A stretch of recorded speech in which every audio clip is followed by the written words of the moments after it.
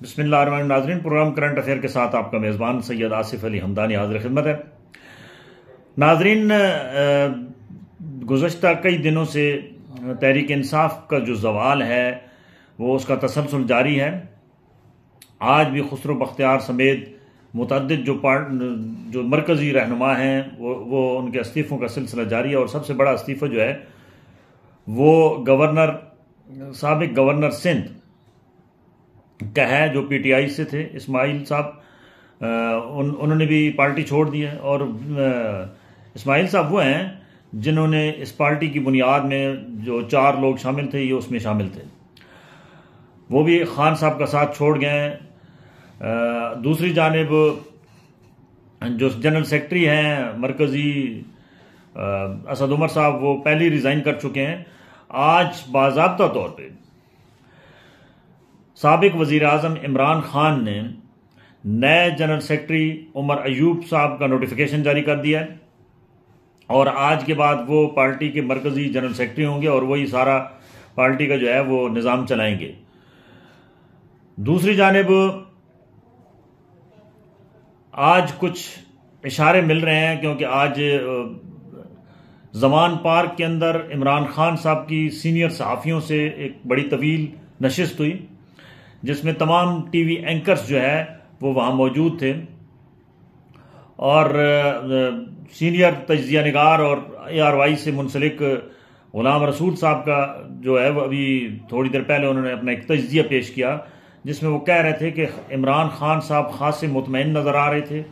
और पार्टी के अंदर से जो लोग जा रहे हैं, खान साहब को उसका कोई उनके चेहरे पे पशेमानी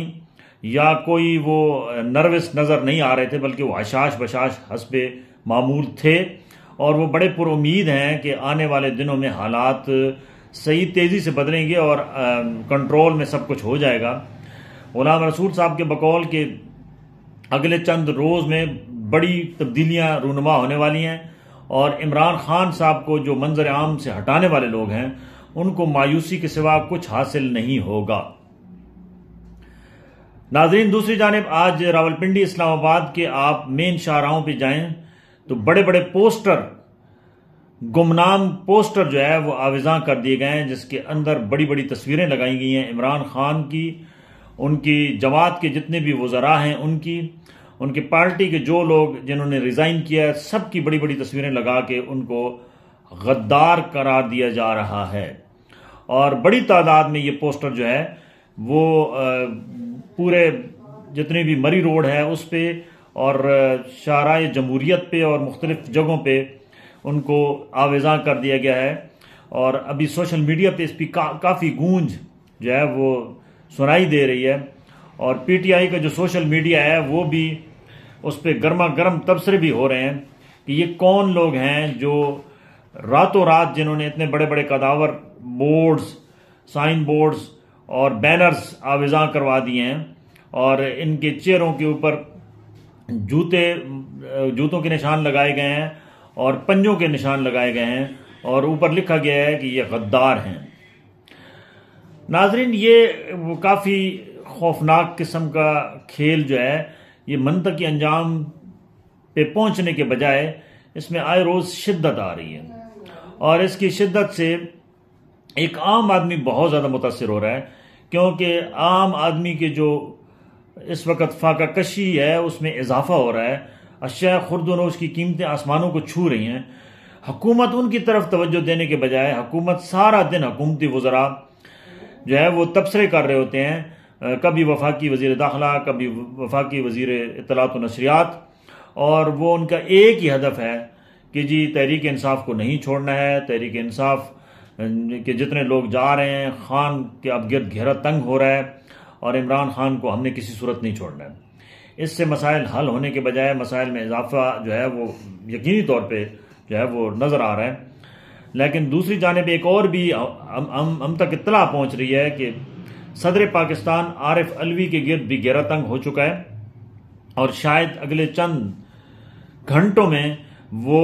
इस्तीफ़ा दे दें सदारत से। और उनके सदारती जो इस्तीफ़े के बाद हालात यकसर तब्दील होंगे, क्योंकि अगला फिर जो टारगेट है वो चीफ जस्टिस सुप्रीम कोर्ट है, फिर उसको हटाए जाने के इम्कानात हैं कि जुडिशल कमीशन में केस ऑलरेडी एक रेफरेंस दायर किया जा चुका है हुकूमत की जानिब से, इत्तेहादियों की जानिब से। और क्योंकि सदर पाकिस्तान जो है वो उस पर रेफरेंस के हवाले से जो उनको एक समरी भिजवाई गई थी उन्होंने दस्तखत भी नहीं किए, जिसकी वजह से जो है वो सेफ हैंड मिला हुआ है चीफ जस्टिस जो है वो अता मोहम्मद बंदियाल साहब को।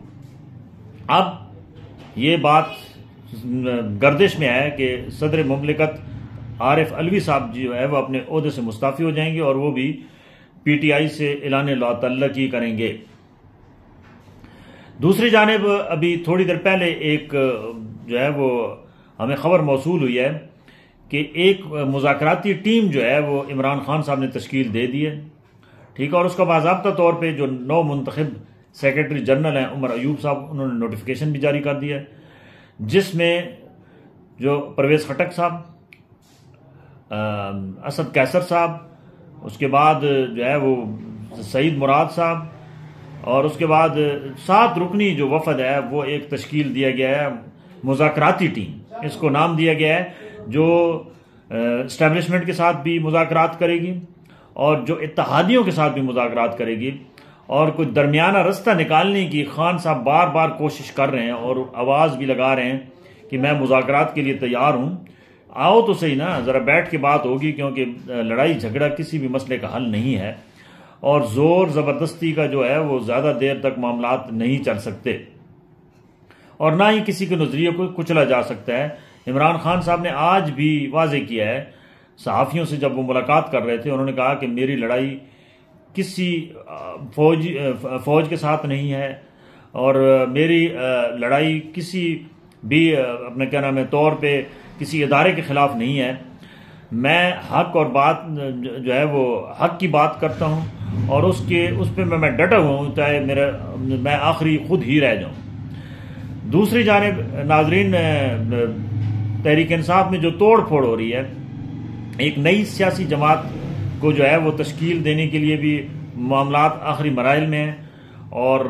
दावा है जहांगीर तरीन साहब का कि 100 से ज़ायद अरकान असम्बली जो जिनका ताल्लुक पीटीआई से था वो उनके साथ राब्ते में हैं और बाकी जमातों से भी काफ़ी सारे लोग जो है वो अरकान असम्बली वो भी उनके साथ राब्ते में हैं और नई सियासी जमात का वजूद जो है वो अगले शायद चंद दिनों में आपको वाज़े नज़र आना शुरू हो जाएगा और उसके बाद इलेक्शन की तरफ जाया जाएगा। और इलेक्शन कमीशन का जो इस वक्त मामला है, इलेक्शन कमीशन अपनी पूरे तरीके से डटाई पे डटा हुआ है और कोई तारीख देने को तैयार नहीं है कि आम इंतखाबात कब होंगे या पंजाब असम्बली के या दूसरी असम्बलियों के इंतखाबात कब होंगे। पाकिस्तान में आइन की खिलाफ वर्जी ये कोई नई बात नहीं है, ये माजी में भी होता रहा है और इसका सिलसिला अब भी जारी सारी है। दुनिया जो है वो बहुत आगे जा चुकी है, तरक्की हो रही है, जबकि हमारे यहाँ तनज़्ज़ुली हर काम में हो रही है। हम आइन को मजाक समझते हैं। जिस मुल्क के अंदर कोई भी सियासी जमात हो या कोई इदारा हो, अगर वो आइन को मजाक समझेगा तो उस मुल्क का चलना बहुत मुश्किल होता है। और मैं बार बार कहता हूँ कि ये कोई अल्लाह की खसूसी तौर पे